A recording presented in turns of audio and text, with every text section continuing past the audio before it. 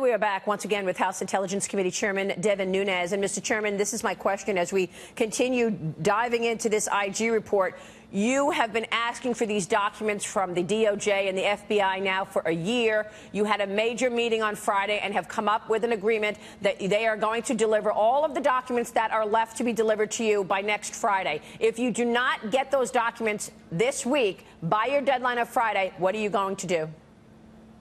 Well, I would say it's more than this. The deadline's not Friday. The deadline is this week. So if documents do not begin to be turned over tomorrow, and a clear way and path forward for everything else is not clear here in the next couple days, there's going to be hell to pay by Wednesday morning, because we can no longer, it's not just about the committee chairman any longer. This is about rank and file members of Congress who continue to come up to me and say, what on earth are you guys doing?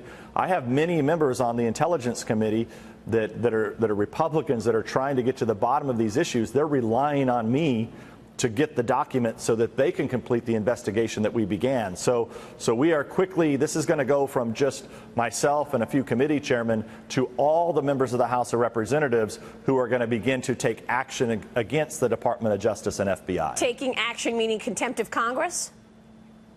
Well, that's just one of the options. That's just one of many options, but I can tell you that it's not going to be pretty. What are your options? What's not pretty? Are you going to force the resignation of Rod Rosenstein? Well, we can't force the resignation, right? But we can hold in contempt. We can pass sense of Congress resolutions. We can impeach. And look, and I think we're getting close to there, right? I mean, if they don't have good reasons why they haven't provided us this information, the American people's patience have run out. My patience have run out. I think the Speaker of the House and Chairman Gowdy gave them every opportunity to try to clear all of this up. And there's just no time left anymore. It just looks like they're trying to run out the clock, as I've said many times on your show. So so the bottom line is you're willing to go all the way. You're willing to move to impeachment of the leadership of DOJ and FBI. Absolutely. Yep. I've been there for a while now. We will leave that subject here, and obviously we want to talk with you next week, throughout the week, to see if you're getting these documents and where we stand on this. But I want to get a quick question from you on China.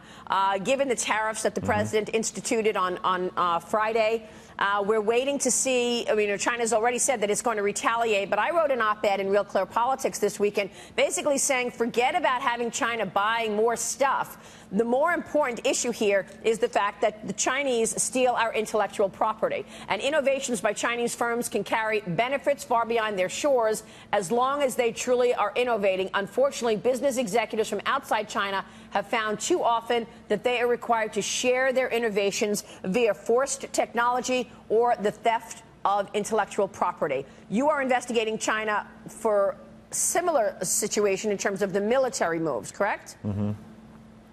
Yeah, so a couple points on the intellectual property. So our first hearing that we had, we looked at military basing across the globe, and I think that I read your piece, Maria, and also Secretary Mattis had some great comments on what he believes the Chinese are doing globally and the military footprint that they're putting down. As it relates to intellectual property, we know that the Chinese are very sophisticated in cyber intrusion, and in fact, they are probably all over nearly every network globally every day trying to glean information out of companies' computer systems, government computer systems. They're very sophisticated and very good at what they do. Also happens to be illegal.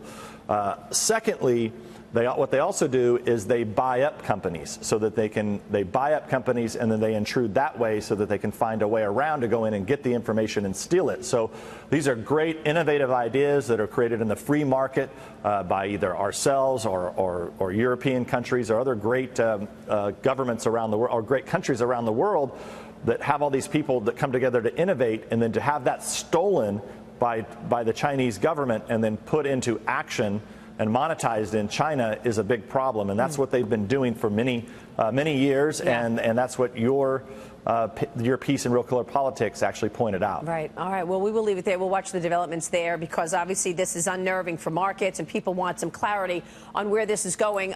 Congressman, it's good to see you, sir. Thanks very much for joining us.